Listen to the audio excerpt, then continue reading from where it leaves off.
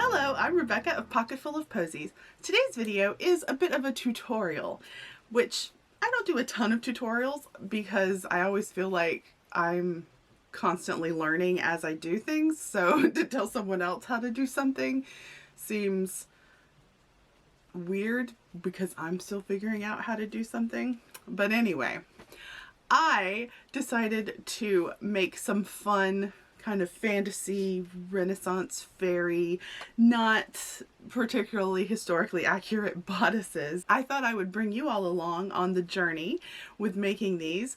And what's fun is that you can customize them however you like. I'm going to be showing you how to make the basic block, the bodice block, if you will. This could also be used to make a doublet for slightly more historically accurate type situations, but it really works well for just about any type of historical-ish fantasy Renaissance fairy top. So it works for kids, it works for adults, so what's not to like? So let's get started getting this bodice drafted. Here we go.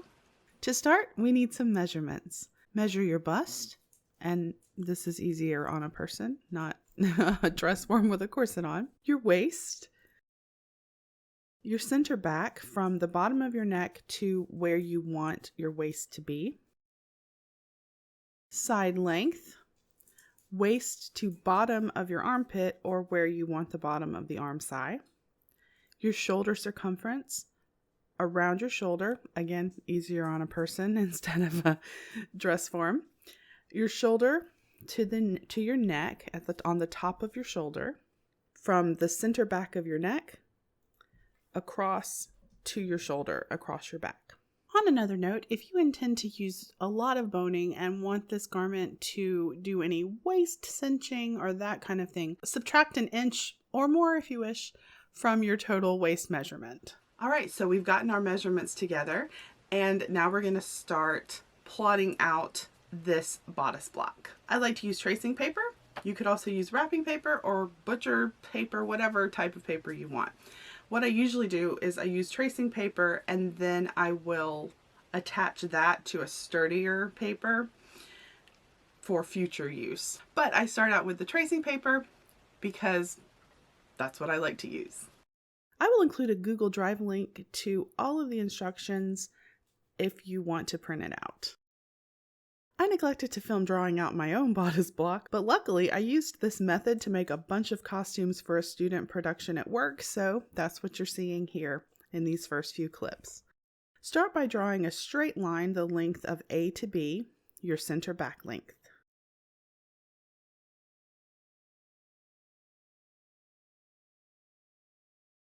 B to E is 1/4 of your waist measurement, and draw a straight line out from there.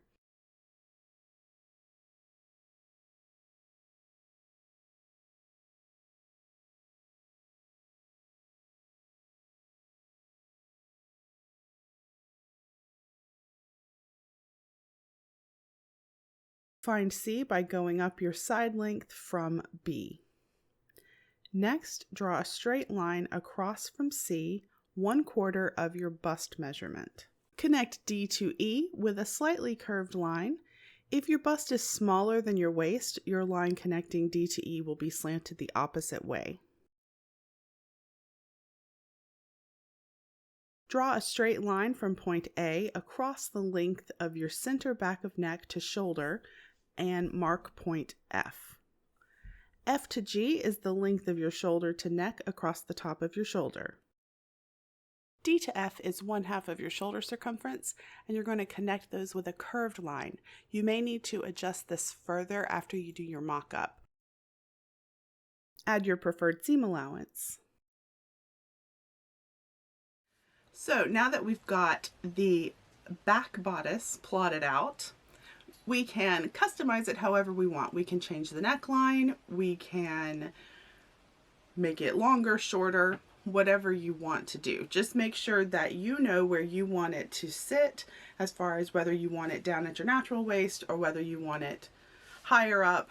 That's all up to you. If you want to do a lot of adjustments to it, I suggest putting another piece of tracing paper over what you've already drawn and redrawing it and adjusting from there.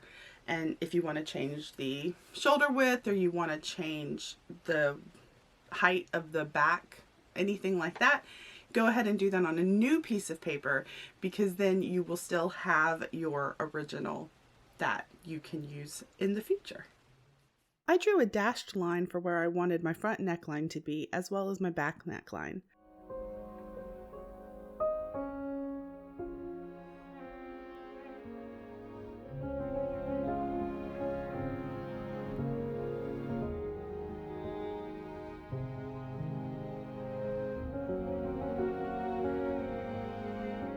A fresh sheet of tracing paper to trace out my back and front patterns.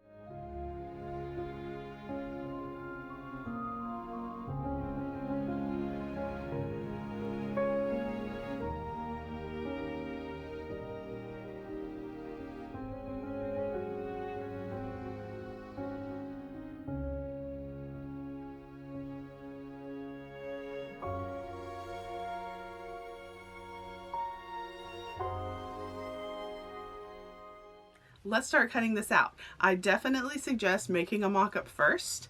So use whatever fabric you like. It's good to use a similar weight fabric that you're going to have in your future project, but that of course is up to you. Use whatever you have, use whatever you like for your mock-up. I got my mock-up cut out and sewn. I used some stained linen I had in my stash.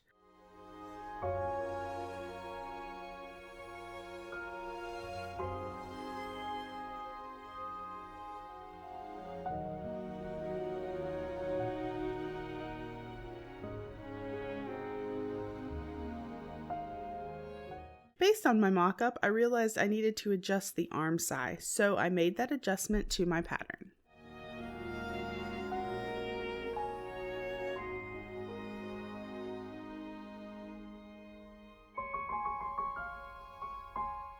For fabric choices for this, the sky's the limit. You can do whatever you want. This is a fantasy bodice, and you can add boning or not if you don't want.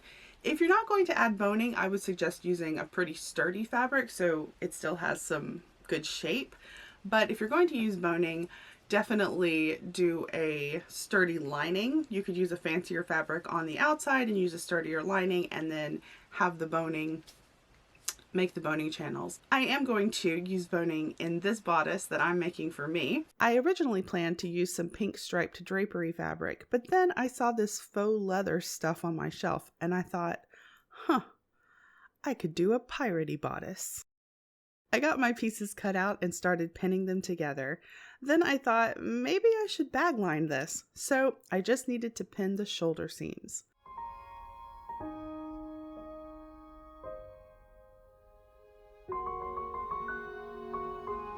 So our next step will be attaching the lining to the bodice. For lining this bodice, there are a couple of different options you could use. You could flatline it and then bind all of the edges with bias binding or twill tape or whatever you want to bind it with. You could also bag line it, which would be a more modern way to line it. I am going to bag line this because that's what I feel like doing. So I'm going to show you that process, but it's up to you however you want to line this. After sewing the shoulder seams of the outer fabric and lining, I pinned the lining to the outer fabric right sides together around the neckline, center front, and the arm size. The sides are left open.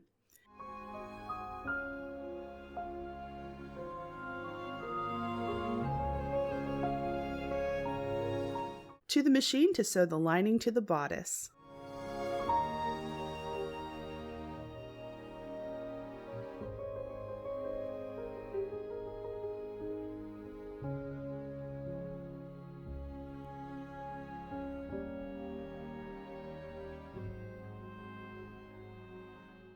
Next, to clip the corners and turn the bodice right side out through the shoulders. This took a while with this super thick fabric. It was a bit of a struggle, but I persevered and got it turned out in the end.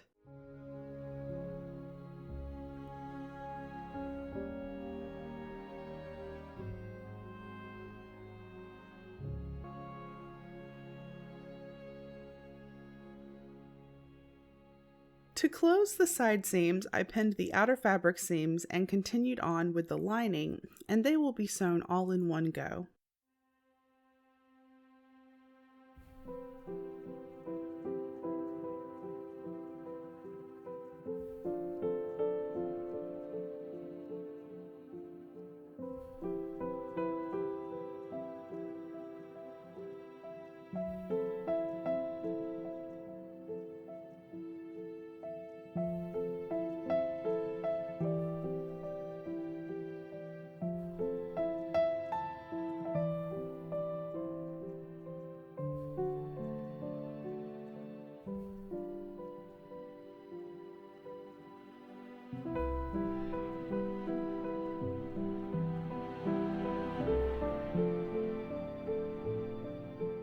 Kitty cuddles are always a welcome break.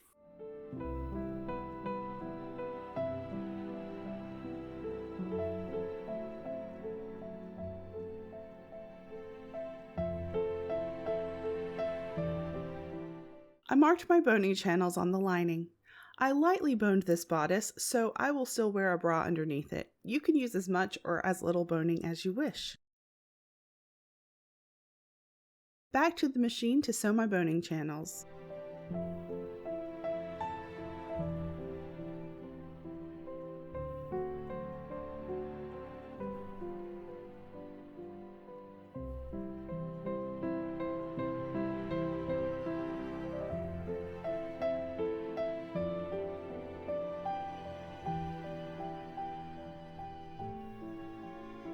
I next inserted my synthetic whalebone into the boning channels. For the bottom edge finish, I just turned up the bottom edge and sewed it down.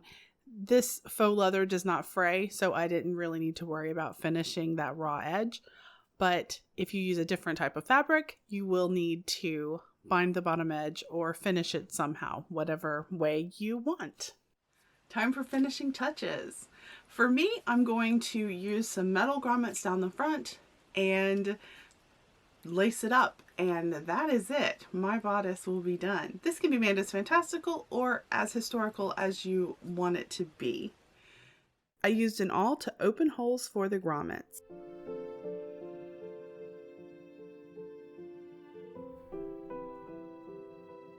Then I used my grommet setter to attach the grommets.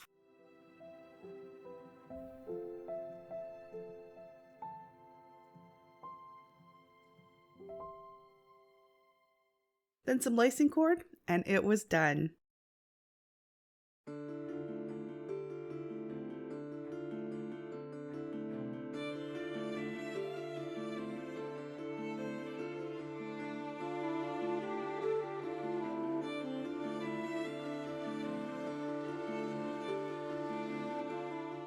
I had so much fun creating this bodice. My husband asked if winchcore is a thing. I don't know. Is piratecore a thing? If you use this tutorial, definitely tag me on Instagram because I would love to see your creations at rebecca.pocket.full.of.posies. I think I will end up adding a little more boning if I make this again. Also, for future bodices, I will bring in the shoulders a bit as they are a little wide. It's also quite warm since the faux leather doesn't breathe. I knew that going in. But other than the shoulder width, I'm really happy with the result. I know what I will wear to the Renn Faire this year. Do you have Renn Faire or fantasy event plans coming up? Let me know in the comments.